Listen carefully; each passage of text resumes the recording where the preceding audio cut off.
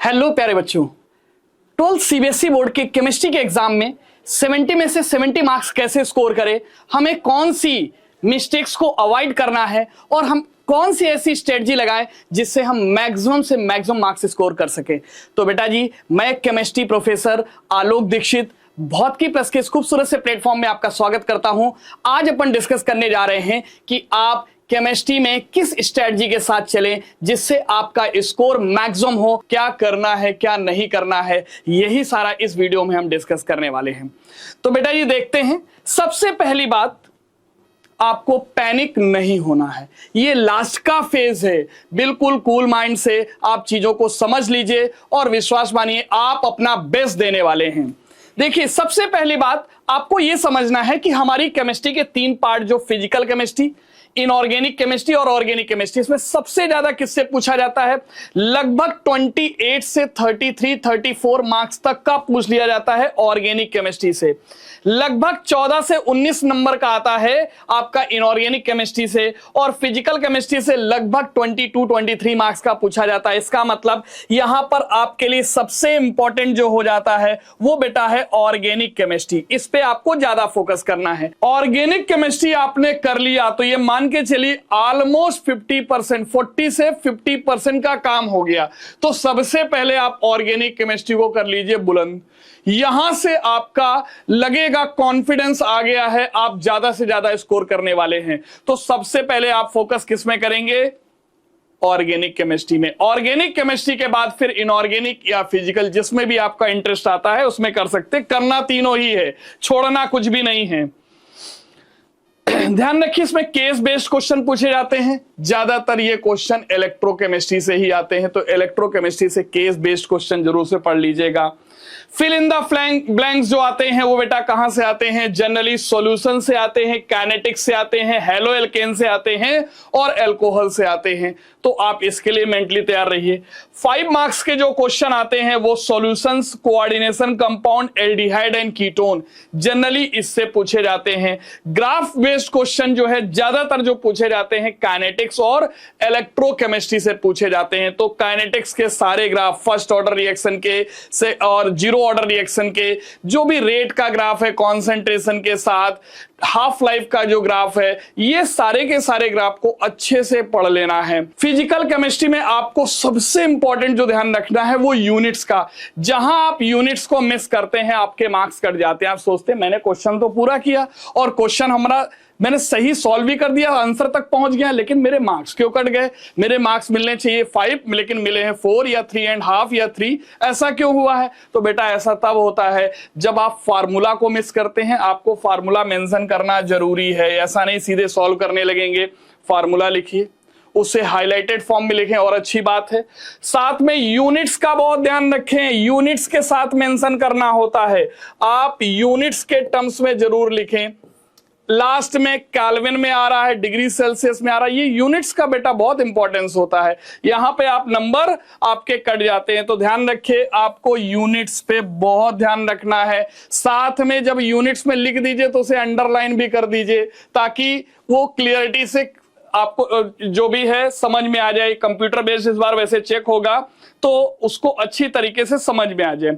हाँ, Nernst equation को अच्छे से कर लेना है, फैराडेज लॉ को आपको अच्छे से कर लेना है, zeroth order, first order reaction, इनको आपको अच्छे से कर लेना है। डीडी ट्रांजिशन कलर क्या होता है, ये inorganic chemistry. Inorganic chemistry strictly आप एनसीईआरटी ही फॉलो करिए, इसमें इधर उधर जाने की जरूरत नहीं है। लेकिन ऑर्गेनिक फिजिकल केमिस्ट्री में जो यहां पर आपको नोट्स बनवाए गए हैं आपको वो भी देखना है, एनसीईआरटी भी फॉलो करना है, ठीक है। लेंथेनाइट कॉन्ट्रैक्शन क्या होता है ये अच्छे से ध्यान रखिएगा। अनपेयर्ड इलेक्ट्रॉन, मैग्नेटिज्म, कलर किसका आ रहा है, पैरामैग्नेटिक है, डायमैग्नेटिक है, ये आपको ध्यान रखना है। आपको क्रिस्टल फील्ड जो थ्योरी है, क्रिस्टल फील्ड जो स्प्लिटिंग है, क्रिस्टल फील्ड स्प्लिटिंग एनर्जी है, इन सब के बारे में अच्छे से पढ़ लेना है।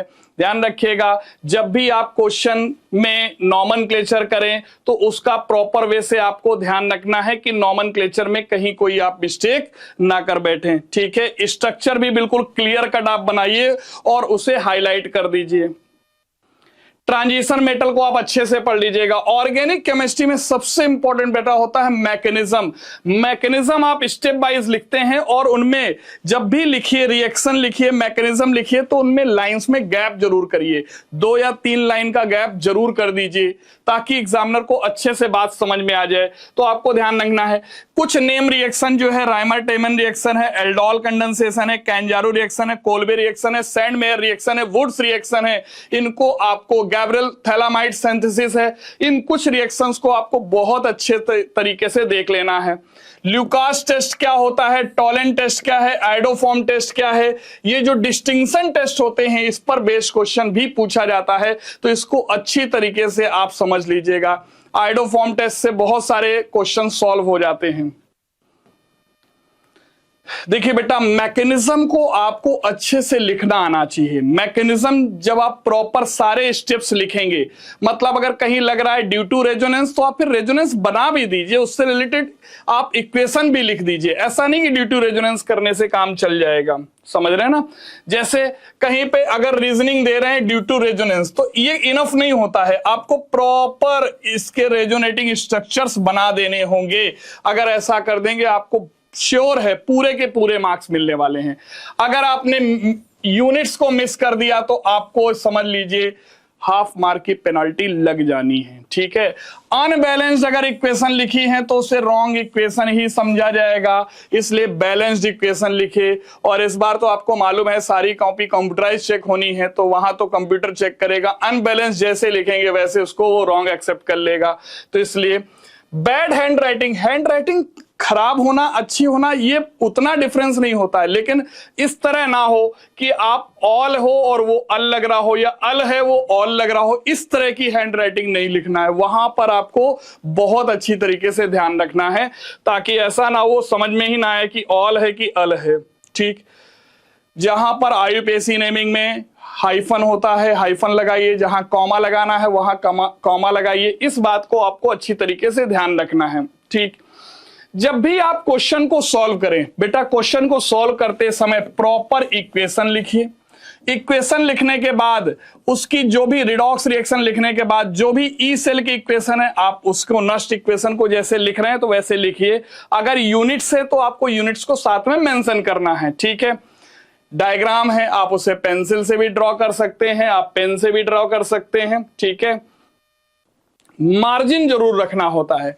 जो टॉपर्स होते हैं ना बेटा, वो जब रिएक्शन मैकेनिज्म करते हैं, जहां रिएक्शन लिखते हैं, तो वहां प्रॉपर 2, 3, 4 लाइन की स्पेसिंग कर देते हैं, जिससे एग्जामिनर को अच्छी तरीके से समझ में आए। ऐसा ना करना पास उसको समझ में ही नहीं आ रहा है तो आपको आता हुआ आपका नॉलेज है वो एक्सप्रेस नहीं हो पाएगा, वहां आप गलती कर बैठेंगे। तो बेटा जी इन कुछ मिस्टेक्स का आपको ध्यान रखना है। यदि आपके पास टाइम ज्यादा बचा है तो इस शेड्यूल को फॉलो करिए, टाइम कम बचा है तो इसको एक्सक्यूज कर दीजिए। आपको कम टाइम में ज्यादा करना होगा तो एक दिन में ही आप ऐसा करिए कि पूरा इनऑर्गेनिक पर डालिए, एक दिन में पूरा ऑर्गेनिक कर डालिए, एक दिन में पूरा फिजिकल कर डालिए। इस तरीके से आप कर सकते हैं, ठीक है। ध्यान रखिएगा बेटा, मैकेनिज्म पे, नेम रिएक्शन पर बहुत फोकस करना है, यहां पर आप गलती करते हैं। यूनिट्स पे बहुत फोकस करना है, यहां पर आप गलती करते हैं। जो ग्राफ है और इक्वेशन है वो बैलेंस लिखना होता है, यहां पर आप गलती करते हैं। ये मिस्टेक्स आपको नहीं करना है। क्वेश्चन पेपर को आप 5 मिनट, जब आप एग्जाम हॉल में पहुंच जाएं तो वहां 5 मिनट बिल्कुल कूल माइंड होकर क्वेश्चन पेपर को पढ़िए। हो सकता है पहली बार में आपको लगे क्वेश्चन पेपर टफ है, क्योंकि इमीडिएट सारी चीजें रिकॉल नहीं हो पाती हैं, ठीक। लेकिन जैसे जैसे आप पेपर करने बैठेंगे, जो आपको पार्ट आता है, जो आपका स्ट्रॉन्ग पार्ट है, जिसमें आप लगता है कि आप खूब अच्छे से लिख सकते हैं, सबसे पहले वो आप आंसर करिए। ऐसा नहीं है कि आप स्टार्टिंग से लेके लास्ट तक जाएंगे, ऐसा नहीं। आपको लगता है चौथा क्वेश्चन अच्छे से आता है, आप चौथे से स्टार्ट करिए। आपको जो आता हो, जो स्ट्रॉन्ग पार्ट है, सबसे पहले आपको वही शो करना है। उसके बाद जैसे जैसे आपके क्वेश्चन सॉल्व होते जाए, फिर लास्ट में जो छोड़े हैं आपको उन क्वेश्चन को बाद में सॉल्व कर लेना है, ठीक है। छोड़ना तो नहीं है पेपर, कॉपी प्रॉपर भरनी है, अच्छी तरीके से लिखना है। जो चीजें बोल्ड करने लायक हैं वो उनको बोल्ड करना है, मतलब उनको अंडरलाइन कर देना है, बॉक्स में बंद कर देना है। मेरा कहने का सेंस ये है, ठीक है। एक चीज और ध्यान रखना कि अगर क्वेश्चन है तो क्वेश्चन में बहुत टाइम ना चला जाए। ऐसा ना हो किसी क्वेश्चन में आप 10 से 12 मिनट लगा दे रहे हैं, नहीं। आपको छोटे क्वेश्चन के लिए 2 मिनट, बड़े क्वेश्चन के लिए 3 से 4 मिनट ही लगने चाहिए। ज्यादा लग रहा है तो मींस गड़बड़ है, फिर उसको थोड़ा सा कम टाइम में आप करने की कोशिश करिएगा। और लास्ट के 10 से 12 मिनट आपको मार्जिन रखना होता है, जिसमें आप इक्वेशन चेक कर सके क्या बैलेंस लिखी, कहीं कोई मिस्टेक तो मैं नहीं कर गया। लास्ट में आप यूनिट्स चेक कर लीजिएगा, कहीं ऐसा तो नहीं कहीं मैं कोई यूनिट्स को लिखने में कोई गलती कर गया। तो आपको इन सारी बातों का ध्यान रखना है, ठीक है बेटा जी। आप इस स्ट्रेटजी के साथ अगर जाते हैं, आप बिलीव मानिए आप 70 में 70 मार्क्स स्कोर कर पाएंगे, ठीक है। तो आप अपनी केमिस्ट्री की प्रिपरेशन प्रॉपरली करिए। सबसे पहले ऑर्गेनिक, उसके बाद फिजिकल या इनऑर्गेनिक। इनऑर्गेनिक के लिए एनसीईआरटी से बाहर कुछ नहीं देखना है। ऑर्गेनिक और फिजिकल में आप अपने नोट्स का भी सहारा ले लीजिए, एनसीईआरटी भी पढ़ लीजिए। इक्वेशंस बैलेंस लिखनी है, जो भी लिखनी है बैलेंस। यदि उनके कंपाउंड्स के नेम पता है तो आप नेम भी मेंशन कर दीजिए। कलर पता है, कलर भी मेंशन कर दीजिए। आपको रिएक्शन मैकेनिज्म पता है, पक्का लिखिए, आप उसकी रिएक्शन मैकेनिज्म भी लिख दीजिए। ग्राफ आपको अच्छे से प्लॉट करने हैं, किसके और किसके बीच में ग्राफ है, इसको आपको अच्छे से मेंशन करना है। यदि आप ये सारी चीजें फॉलो करते हैं, आप बिलीव मानिए आप बहुत बेस्ट करने वाले हैं। तो ठीक है बेटा जी, इसी तरीके से आप अपनी प्रिपरेशन को आप एक नेक्स्ट लेवल पे ले जाइए, अपना बेस्ट दीजिए। Wish you all the best. बहुत की प्लस परिवार आपके उज्जवल भविष्य की कामना करता है। मैं आपका केमिस्ट्री प्रोफेसर आलोक दीक्षित, मेरी तरफ से ढेर सारी आपको शुभकामनाएं।